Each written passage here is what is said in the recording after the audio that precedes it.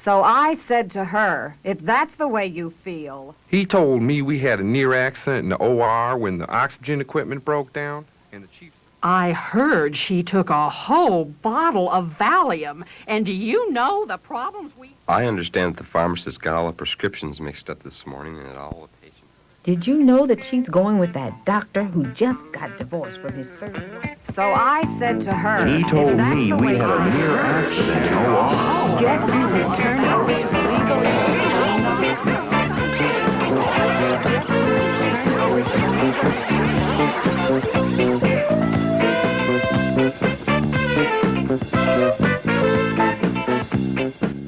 Loose talk. One breach of hospital confidentiality that washes in and out like the ocean tides. Once it's in the air, it takes on a life of its own. Suddenly, it's a potent force, out in the open for everybody to hear, to react to, and to repeat. Loose talk can cause trouble wherever you find it, but especially in the hospital, where it more often than not betrays the code of ethics that says all information on patients and patient care must be treated confidentially. Now, that code of ethics, besides being a moral commitment of the hospital, is also a legal commitment, which translated means that what you say, where you say it, how you say it, and to whom might not only put the hospital in jeopardy of being sued, but it could quite likely find you telling it to the judge after you tell it to your friend. Breaches of confidentiality in the hospital are not, of course, confined just to loose talk. They involve other important aspects of health care, such as carelessness with records.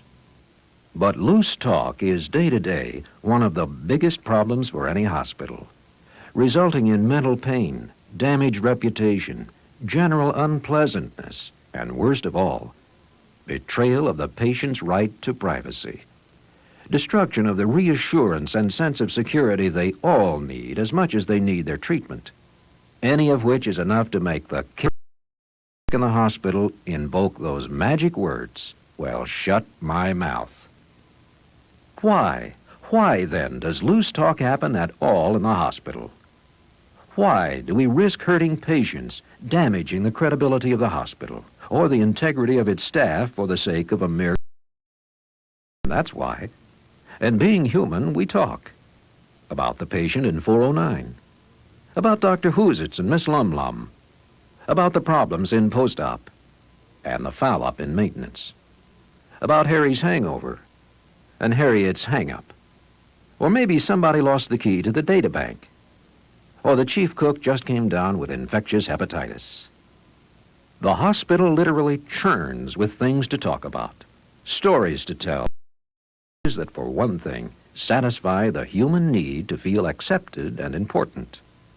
Guess who we've turned over to the legal department for not paying his bill? I heard it with my own ears. They just brought the senator's daughter in, spaced out on drugs. Have you noticed Dr. Martin and the new nurse? But I heard the dialysis equipment went on the blink this morning. We almost lost a patient in the middle of surgery. I know something that you don't know will always garner a big audience of avid listeners, making superstars of Myron Milquetoast and Wilma Wallflower, at least for a moment. Non-professional chatter also satisfies feelings of jealousy or vindictiveness. 5 will get you 10. Dr. Carlson has 3 extra surgeries this week. Did you see that new little number she... The next time he comes in hungover, he can fend for himself. I'm tired of covering for him. He gets all the money, and I get all the work. I should have been named chief resident, but he's got all the pull. Well, all I can say, they'll be bearing a lot of mistakes around here. He's botched an awful lot of diagnoses. And loose talk is great for shifting blame in case of mistakes. Well, no wonder she made a mistake on that medication. She's blind as a bat and too proud to wear glasses. Even well-meaning, truly earnest individuals in sincere attempts to be sympathetic or supportive can be guilty of that old human failing of incredibly poor judgment. I don't blame you. The coffee's dreadful. It's because they warm it over till it's all used up. I know that. He was practicing on a grapefruit this morning. Say, Joe, congratulations on catching that creep prowling around on 3 last night. Security dropped the ball again, huh? There are those, of course, who must impress others with their vast store of knowledge, invariably answering questions which should be transferred to the proper source. Giving out patient information, for example, referred to the doctor, or making statements about policy matters which should come from the administrative level. It's better to look dumb than be sorry. And the words, "I'm sorry, I don't know," sound almost as sweet as... But probably the biggest single reason people indulge in loose talk is just to socialize, to share things they have in common at work. By the way, take my advice. Don't eat in the cafeteria till they get the dishwashing equipment fixed. You think you've got problems. There's no way my people can keep the 4th floor clean. I'm surprised patients don't leave sicker than they were when they came in. We're all going to be in trouble if she keeps patients' records lying around loose. Somebody ought to report it. Could you smell liquor on Crawley's breath when we were making rounds? Or was it just me? One more budget cut, and I'll lose all my qualified people. I'll have to take anything that's warm and breathing. It's just no way to run a hospital.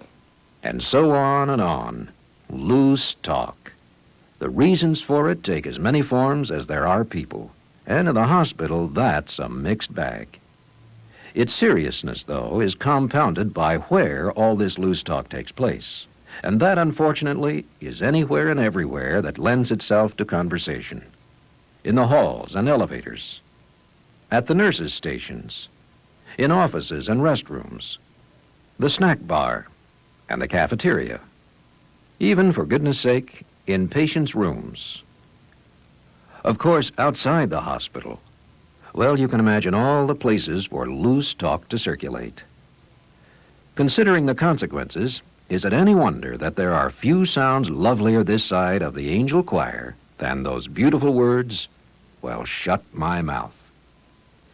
It's easier said than done for most of us, but there is help readily available. It's called think before you speak. Consider, please, where you are, who you're talking to, and what you're about to say. It's wonderful to be sympathetic and supportive of patients. After all, that's what we're all here for, isn't it? But not at the expense of hospital policies or of someone on the staff. That simply adds to the patient's frustration or fears. Talk about a guinea pig. He had to practice on a grapefruit before he gave me my shot. At these prices, would you believe we can't even get fresh coffee? It's nice, too, to enjoy that warm feeling a fleeting moment in the spotlight gives you, or to give in to jealousy or spite. But is it worth it? Thanks a lot for telling everybody what I told you about the senator's daughter. I just got fired over that story in the paper, and now I'm probably going to have to go to court. Your stupid comment about the kitchen equipment is all over the hospital. I'm going straight to the administrator. I can tell you, you're in big trouble. I've had nothing but phone calls all day about our security measures. Who the devil leaked that story about the prowler on 3? I won't have my integrity as a doctor questioned. That big-mouthed male nurse criticized my new car to the biggest gossip in the hospital. If you don't do something, I'm going to the board myself.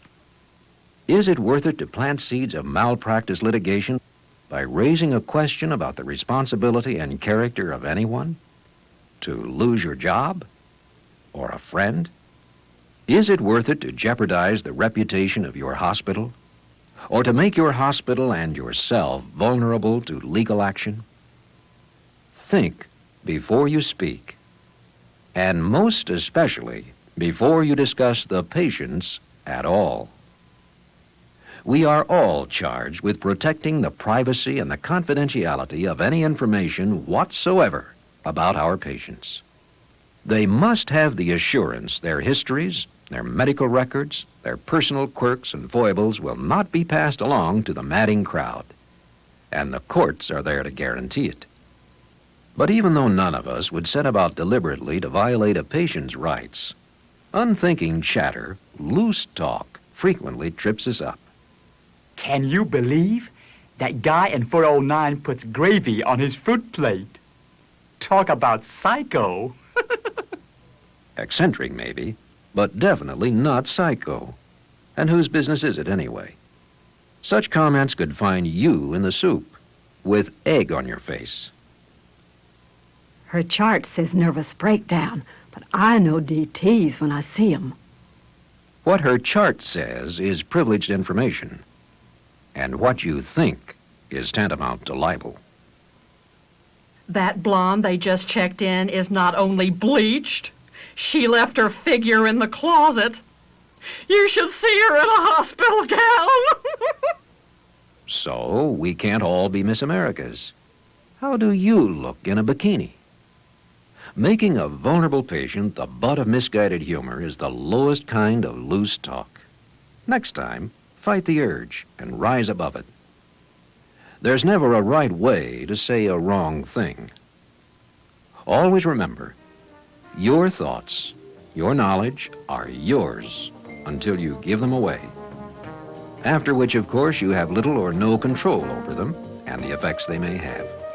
On the hospital, the patients and visitors, the staff, the doctors, and on you yourself and your job. Confidentiality is not a choice of life in the hospital. It's a way of life, essential to the best in patient care. And it starts with a few words from its sponsor. Well, shut my mouth. You are responsible for upholding your hospital's code of ethics.